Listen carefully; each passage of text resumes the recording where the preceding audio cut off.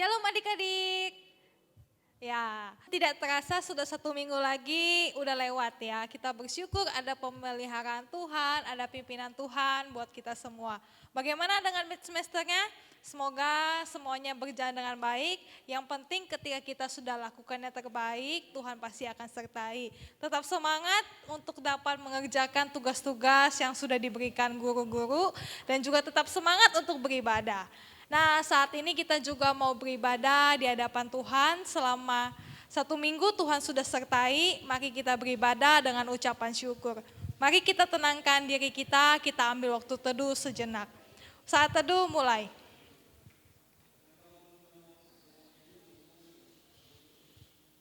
Amin. Ya, kita bersyukur kalau Tuhan Yesus itu selalu baik di dalam kehidupan kita. Amin, teman-teman, adik-adik. Amin. Mari kita angkat pujian ini dengan sukacita, Tuhan Yesus baik. Mari kita bertepuk tangan, kita memuji Allah kita bersyukur kalau Tuhan Yesus baik.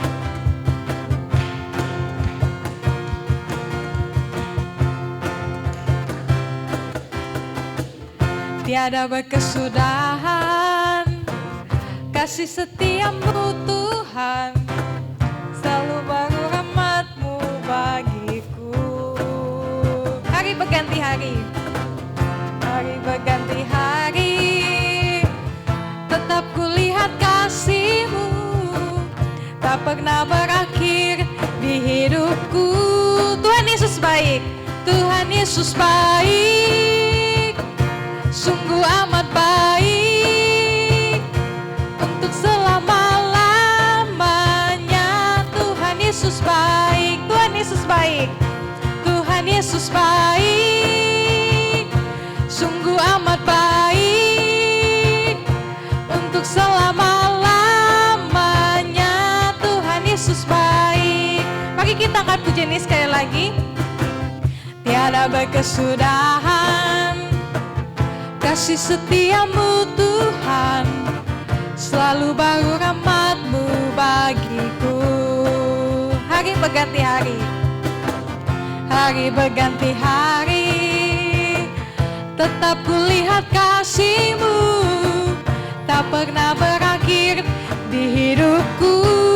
Tuhan Yesus baik, Tuhan Yesus baik, sungguh amat baik, untuk selama-lamanya. Tuhan Yesus baik, Tuhan Yesus baik, Tuhan Yesus baik, sungguh amat baik, untuk selama-lamanya.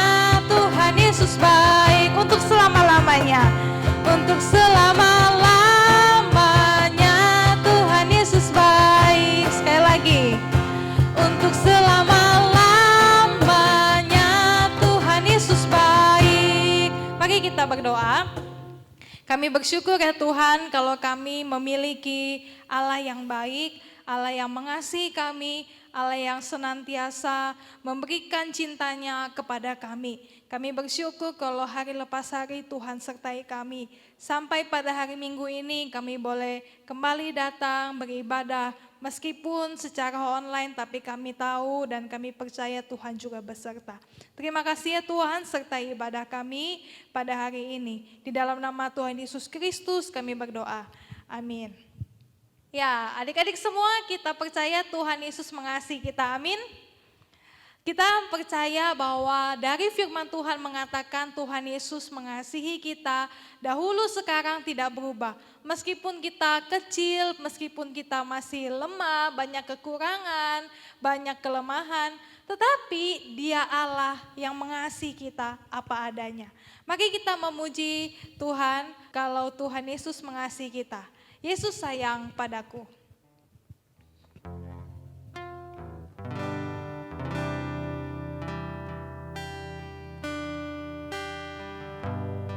Yesus sayang padaku.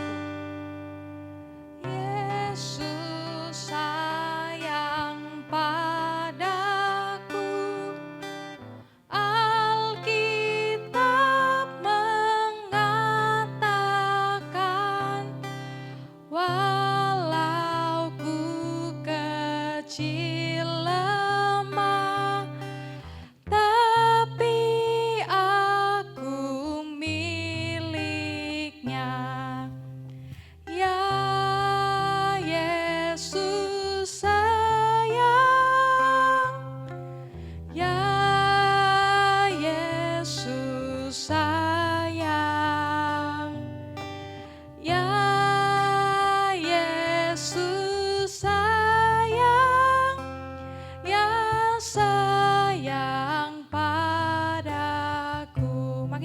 pujian ini sekali lagi.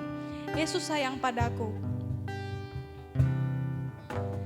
Yesus sayang padaku, Alkitab mengatakan,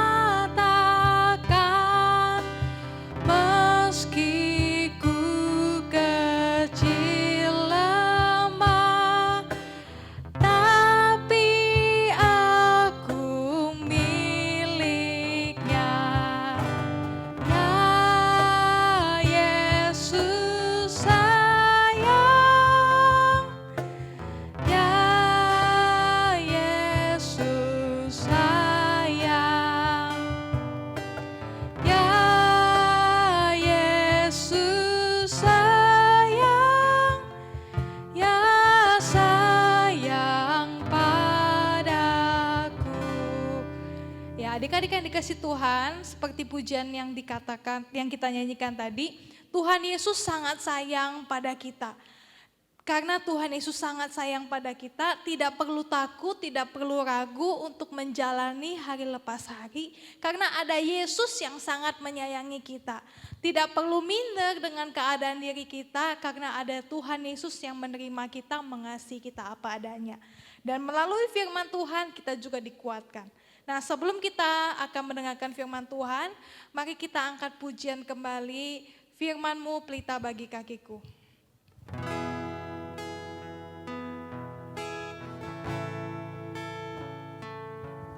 Biarlah firman Tuhan jadi pelita, jadi terang di dalam hidup setiap kita.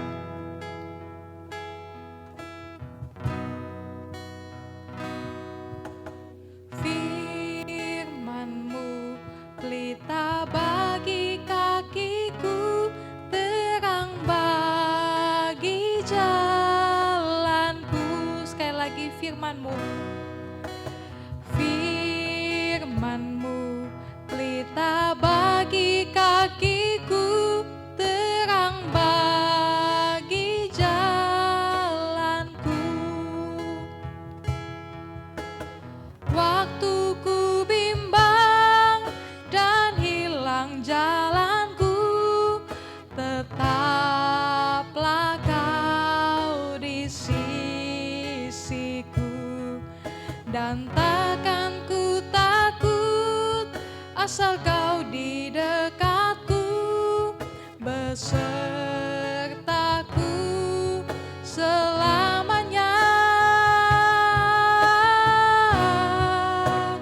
Oh, firman-Mu pelita bagi kakiku, terang bagi jalanku, terang bagi jalanku. Terang bagi jalanku. Sekali lagi. Terang bagi jalanku. Mari kita siapkan hati untuk mendengarkan kebenaran firman Tuhan. Mari kita kembali berdoa. Tuhan Yesus, berfirmanlah kepada setiap kami, karena kami siap mendengarkannya. Biarlah Roh Kudus menyertai setiap kami. Di dalam nama Tuhan Yesus Kristus kami berdoa. Amin. Selamat mendengarkan cerita adik-adik. Tuhan Yesus memberkati. Halo teman-teman di rumah, gimana kabarnya? Pasti sehat semua ya? Nah, kita bersyukur bahwa Tuhan masih beri kita kesempatan hari ini untuk kita datang kepada Tuhan, mendengarkan firman Tuhan. Hari ini Kak Ayu mau berbagi cerita dengan teman-teman. Satu cerita yang teman-teman sudah dengarkan minggu-minggu lalu. Nah, Kak Ayu mau tanya nih sama teman-teman. Teman-teman di rumah kemarin ya, hari Minggu telah mendengarkan satu cerita tentang minggu-minggu lalu sih ya, tentang penciptaan, ya kan? Penciptaan, hari ke-6 itu penciptaan tentang apa ya? Ya, penciptaan manusia pertama. Di situ Allah menciptakan manusia pertama, yaitu adalah Adam. Nah, dan juga pendampingnya, penolongnya, yaitu Hawa. Nah, di situ pertama kali Allah ciptakan manusia dan juga Di situ pertama kali manusia jatuh ke dalam dosa. Siapa yang pertama kali jatuh ke dalam dosa? Yaitu Adam dan Hawa. Sehingga hari ini kita juga mau belajar dari satu cerita, yaitu tentang Kain dan Habel. Kain dan Habel ini adalah anak dari Adam dan Hawa. Nah, Kain dan Habel ini ternyata dia itu lahir telah mewarisi dosa orang tuanya, yaitu Adam dan Hawa. Karena Adam dan Hawa adalah manusia yang pertama jatuh ke dalam dosa. Sehingga di mana Allah sebelum mengusir Adam dan Hawa dari Taman Eden, Allah memberikan kebebasan kepada Adam dan Hawa untuk tinggal di satu tempat yang namanya Taman Eden. Di situ mereka hidup tenang, hidup damai. Tapi ketika Adam dan Hawa jatuh ke dalam dosa, Tuhan mengusir Adam dan Hawa pergi, meninggalkan Taman Eden. Dan tidak hanya itu, walaupun Allah sudah sakit hati ya karena ketidaktaatan Adam dan Hawa, tapi Allah tetap mengasihi Adam dan Hawa. Nah, ketika itu juga Kain dan Habel lahir. Dan itu adalah manusia pertama yang dilahirkan dengan natur berdosa. Sampai kepada kita juga, kita hidup dalam dosa karena kita sudah lahir dengan mewarisi dosa dari Adam dan Hawa. Nah, kenapa kok bukan Adam dan Hawa ya? Kenapa Kain dan Habel itu dibilang dia lahir dari warisan dosa yang dimiliki oleh bapak dan ibunya, yaitu Adam dan Hawa? Karena coba kita lihat cerita tentang Kain dan Habel. Kain dan Habel ya adalah Kain adalah seorang petani ya, dan Habel adalah seorang peternak. Nah, di mana suatu ketika mereka ini memberikan hasil pekerjaannya itu kepada Allah, mempersembahkan hasil pekerjaannya kepada Allah. Kain mempersembahkan segala tumbuh-tumbuhan yang dia tanam, buah-buahan yang dia tanam kepada Allah. Dan juga Habel dari ternaknya, kambing dombanya yang dipersembahkan kepada Allah. Nah, tapi kita lihat bahwa Allah dia menerima persembahan siapa? Menerima persembahannya Habel ya. Nah, kenapa kok Allah menerima persembahannya Habel? Kenapa Allah menolak persembahannya Kain? Kan sama-sama mereka memberikan persembahan itu dengan persembahan yang baik ya. Ternyata si Kain mempersembahkan persembahan itu hanya sebagai rutinitas saja, sebagai ini kan harinya aku berikan persembahan kepada Allah. Nah, bukan dari hatinya, tapi ya dengan sehari-hari biasanya kita bawa persembahan di gereja, yaitu karena rutinitas saja begitu. Tapi si Habel dia mempersembahkan itu persembahannya dengan hati, dengan tulus, dengan imannya kepada Allah. Maka Allah menerima persembahannya si Habel. Nah, dari situlah mulai si Kain mulai sakit hati, si Kain mulai cemburu dengan si Habel. Karena apa? Karena Allah hanya menerima persembahannya si Habel. Dan Kain ini bukan saja marah kepada Habel, tetapi Kain marah juga kepada siapa? Kepada Allah. Nah, di situ kita lihat waktu itu Kain dia sakit hati kepada si Habel dan kepada Allah. Nah, dia coba mengajak Habel untuk pergi ke satu tempat. Nah, dia ajak. Nah, ketika sudah sampai di satu tempat di mana dia mengajak si Habel, disitulah dia membunuh si Habel adiknya. Nah, di situ Allah juga bertanya, kemana adikmu si Habel? Kemana kamu sembunyikan? Tapi di situ si Kain dia malah berbohong kepada Tuhan. Dia membela dirinya bahwa dia merasa dirinya itu tidak salah ya, dia berbohong kepada Allah. Dia bilang, saya tidak tahu kemana si Habel. Nah, tapi di situ Allah tahu bahwa dia telah membunuh si Habel adiknya.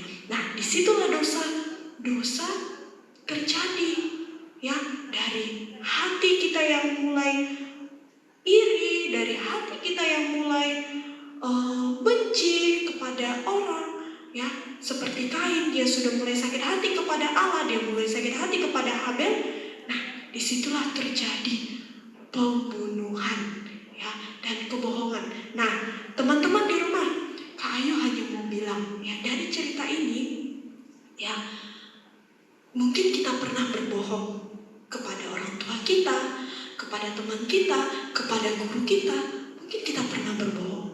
Ya, mungkin kita berpikir bahwa, oh, kan cuma sekali berbohongnya, gak apa-apa kan? Tapi ingat adik-adik di rumah, ya, teman-teman di rumah, bahwa kalau kita sudah satu kali berbohong, dampaknya itu akan terus. Kenapa? Karena ketika kita sudah enak, ya, dengan berbohong, maka kita akan terus berbohong, ya.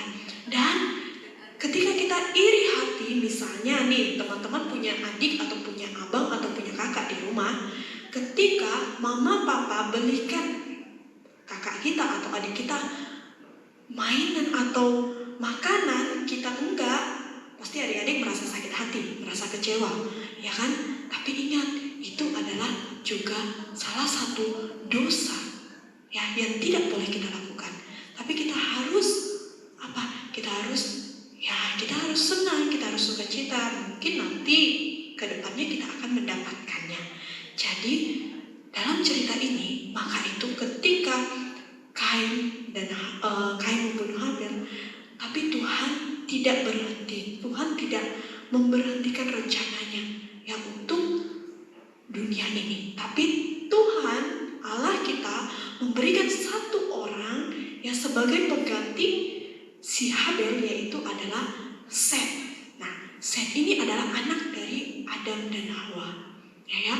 Nah, dari keturunan Set inilah maka ada seorang penebus yang menolong kita, yaitu Yesus Kristus. Dia adalah Sang Juru Selamat yang menolong kita. Maka itu, teman-teman di rumah, Kak Ayu ingatkan kembali, jangan pernah bermain-main dengan dosa. Seperti satu contoh nih, ya, ada seorang anak kecil, dia selalu bilang begini, ketika orang ramai dia selalu bilang begini, kebakaran, ada kebakaran di rumahku, Nah, ketika orang lihat, ya, di rumahnya itu tidak terjadi apa-apa, selalu dia seperti itu, dia bilang begitu, dia membohongi orang-orang bahwa kalau rumahnya itu kebakaran, ya. Nah, suatu ketika, ya, singkat cerita, suatu ketika rumahnya itu benar-benar kebakaran. Ketika dia bilang kepada orang-orang di sekitar bahwa rumahnya itu kebakaran, orang-orang tidak ada yang percaya kepada dia. Karena kenapa? Karena satu kali kita berbohong, maka ketika kita sudah berkata jujur, ketika kita sudah berkata benar, orang-orang tidak akan percaya. Maka ingat, jangan pernah bermain dengan dosa, ya. Seperti dikatakan, jangan pernah bermain api.